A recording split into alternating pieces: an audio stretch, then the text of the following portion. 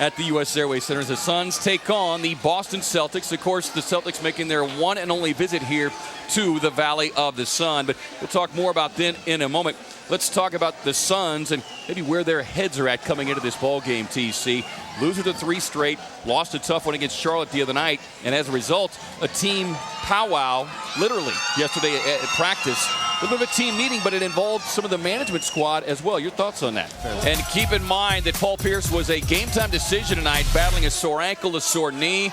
So anxious to see how much we see him in the second half. Don't forget, they're heading to Los Angeles for a rematch with the Los Angeles Lakers on Sunday. The Suns, though, have got to take full advantage of having this 14-point advantage. And that was the point you made during the break is we know what this team is capable of, but it's the problem is getting it to happen consistently.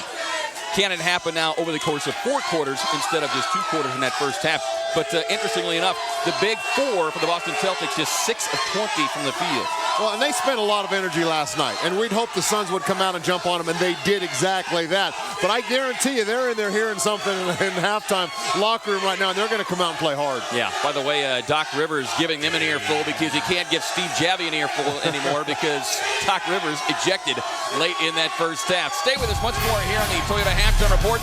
Your Suns looking for a big bounce-back home victory. Much more straight ahead here on the Toyota Halftime Report from the beautiful Bud Light Paseo. That's right, it is game time. Are you ready? That is the question. Welcome in. Glad you could join us. KRATC, the cast of thousands as we get the fans fired up and counting you down to another big night of NBA basketball. The Suns back home here at the U.S. Airways Center taking on the New Jersey Nets. And a lot of ground to cover, a lot of topics to cover, TC. But I'm ready.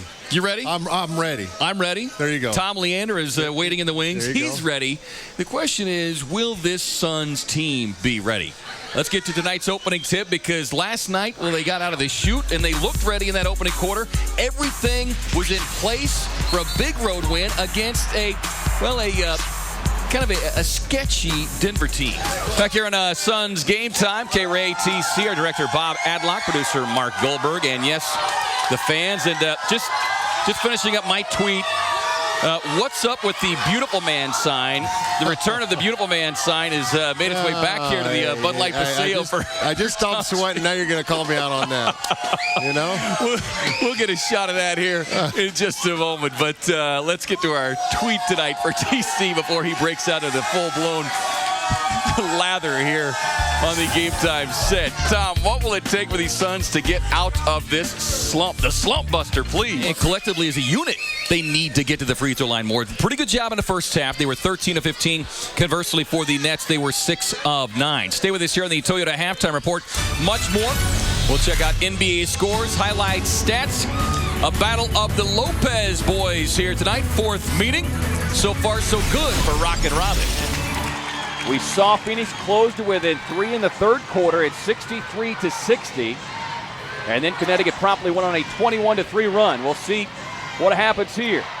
5:45 to play in the fourth. Zagata inside. Tough spinning shot. No good. Dupree clears. And Dupree much more active on the glass here in this second half. Taurasi, little dribble hesitation. Right elbow. Pull up. Got it. A deep 3 from DeWanna Bonner from NBA range. And Bonner, not a great three-point shooter, but Coach Corey Gaines has told her, look, if you're open, you've got to take it. Shooting just 29% on the season. He's probably expecting it to be a little bit closer next time, but he'll take the result nonetheless. Jones, typical turnaround. One Husky to another, and there are plenty of them on the floor here today. Taylor on the drive, slips it underneath the defender, got the hoop, and the foul. The ankle's looking pretty good to this point, Katie. Penny is moving so well. Despite a tough 2-point loss in Los Angeles, the Phoenix Mercury return home a confident bunch, winning 5 of their last 6 at the U.S. Airways Center.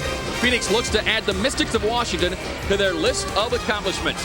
We welcome you into a Sunday night showdown here on Fox Sports as the Phoenix Mercury play host to the Washington Mystics.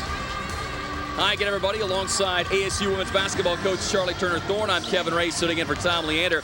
And Charlie, I guess it's really no coincidence. We look at the play of the Phoenix Mercury of late, and it ties directly in to the return of Kelly Miller.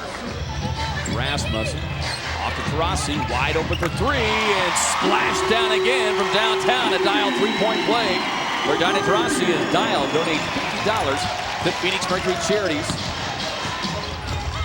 Taylor returns after a brief hiatus playing international play. Of course, congratulations going to Penny Taylor, getting married in the offseason. Pondexter. Beautiful dribble penetration there. Robinson expecting help. Nobody there. And Pondexter going strong to the rack. She's got 6. But I think we have seen since those first 4 or 5 games that it's more of a controlled transition. And more than anything, just quick opportunities early on in the offense. Is Melvin finding herself in trouble here, having to put up a difficult shot. That's exactly it, Kevin. It's aggressiveness, coming down, getting to your spots, and looking to attack the defense before they're ready. Pondexter, can she keep this streak alive? She does. Another Dial three-point bomb. Play action. Got plenty of time to throw. Now Poe's going to tuck it and run. She's got a nice downfield block. And boy, just gliding down the near sideline is Tanner Clay.